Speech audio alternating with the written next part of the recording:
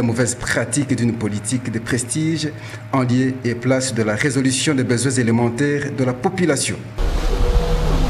Je vais expliquer ma rentrée scolaire. C'est vrai que le pour la sécurité pour attendre que nous avons prêté. Nous avons prêté à foot à Minerva là-bas dans la classe. Toyoka qui que le président de la République, la Katanga, lobby que voilà, et pardon, la Kananga, gratuité enseignement primaire. Ce n'est pas là-bas que les classes, c'est pas foutaté. L'idée que le lobby boyé. Article 43. C'est là paragraphe 4. L'enseignement primaire est obligatoire et gratuit dans tous les établissements publics. Et l'école primaire, c'est ça, nous avons fait un franc à Zate. Mais depuis la bande, tu sais quoi, hôtel de ville, taxe. Donc ce n'est pas du tout sérieux.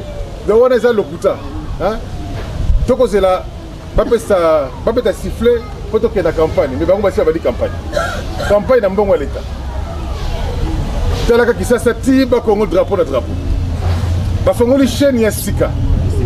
Cinquantenaire pour la propagande na bango, uniquement pour la propagande na bango. Soko le bio. Selon Yves Bapa, seule l'organisation nous permettra de fournir de bons efforts pour changer les mauvaises conditions qui nous dénigrent. Bobimawa na eloko ndambu bozwi lelo toko bandela koloba te po bozo ko comprendre mboka oyo epai euti na epai tokokende so tolobaki mpe na batriko na bandi boyebi mboka batriko ekoka kosala po biso toaka bato ya bolingo na bolingo tokokangisa moke moke toyebi no batriko kasi na ntongo ya triko okotia yango na kati ya sani olia yango nde bitumbo tomoni biso bato ya poto toyali awa nakokaki nalia boudin bana ntongo na kitasa mpe na nalie me nalobi naya na bino na biso tosangana mpo tochange politique ya moko mabe to malamu. Après leurs allocutions focalisées généralement sur les stratégies pour le bon fonctionnement du parti au regard des enjeux électoraux de 2011, le coordonnateur du MLC CAP 2011, Germain Kambinga, ensemble avec toute son équipe et toute la base visitée, ont improvisé une descente sur terrain auprès des vendeurs et vendeuses, sans embâche, ont exprimé à leur manière leur souffrance.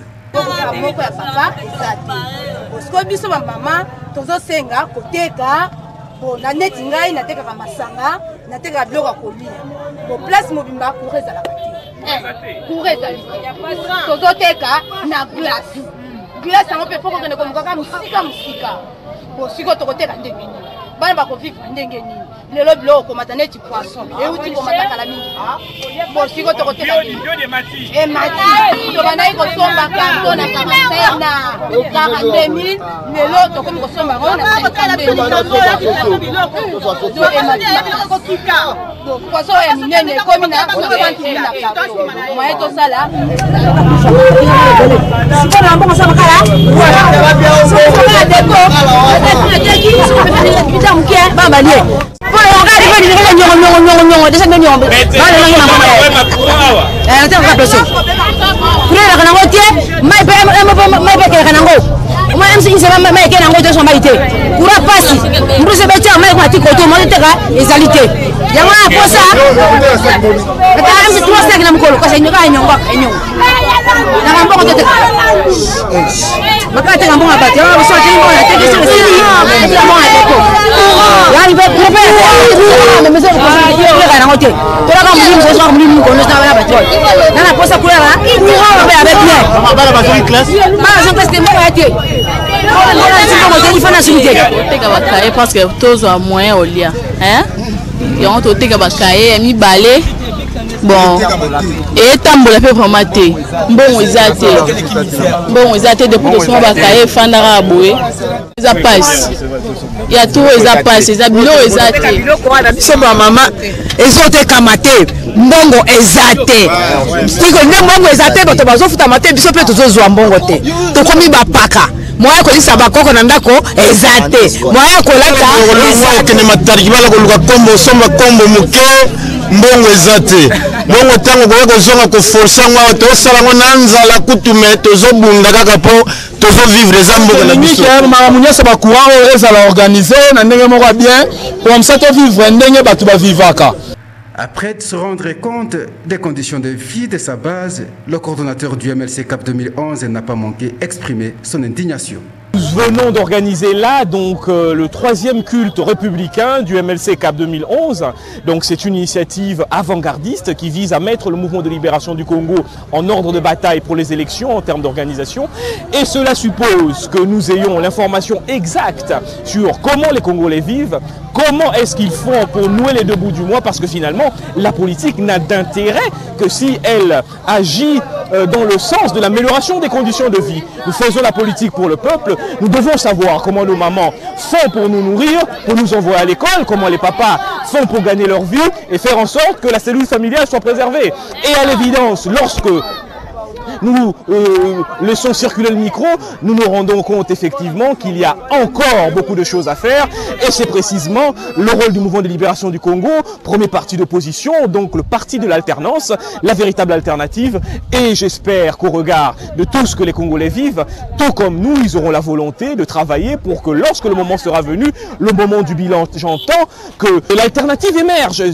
On est tellement ému lorsque vous regardez la misère dans laquelle coupe notre peuple, que notre responsabilité se sont de plus en plus interpellés. Pour le deuxième président fédéral de Lukunga II, seule une alternative assurée pourra soulager la souffrance de son peuple. Ça a vraiment changé parce que la misère bat son comble ici en ce moment. La population ne se retrouve pas, tout le monde est au chômage, les écoles n'ont pas de bancs. Les mamans sont en train de pleurer à cause de tracasseries policières et administratives. On ne comprend plus rien de tout ce qui se passe ici. Et ce qui fait le plus mal, c'est la véritable misère qui sévit aujourd'hui. Regardez ici, aujourd'hui, nous sommes à Pompage. Vous avez vu, on a interviewé certaines personnes. Il y a eu le micro-baladeur qui est passé. Eh bien, vous avez vous-même fait le constat. Je crois que Santiago, je commande là-dessus parce que vous avez entendu et vous avez vu. Et je crois que les téléspectateurs qui vont nous suivre comprendront et ouvriront l'œil et le bon. Pour le chargé des communications du MLC CAP 2011, Timothée Lenoir, seule une politique participative pourra, dans la mesure du possible, soulager la souffrance de son peuple. Et puis, on a commis Nzambe parce que nous avons accompagné l'honorable Etano William, on a président Lukunga, donc on a pesé Malobananga, hôtel de ville a échoué parce que nous avons fait ça Mambongo pour notre hôtel de ville, mais nous avons fait pompage dans les conditions où nous allons vivre. Awa nzela oyo yango ezo mema tina malueka tina Don Bosco.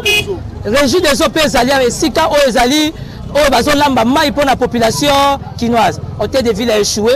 Nous devons comprendre que la politique n'a pas eu échec. Yango MLC CAP tu as qui visiter bango pour tout l'accès bango que non ba komika raté. Substantiellement, il est remarquable que le MLC CAP 2011 travaille à la rescousse et en complémentarité avec le MLC Structure Mère en vue d'une organisation plus structurée et plus harmonieuse dans la recherche du bonheur du Congo et du Congolais.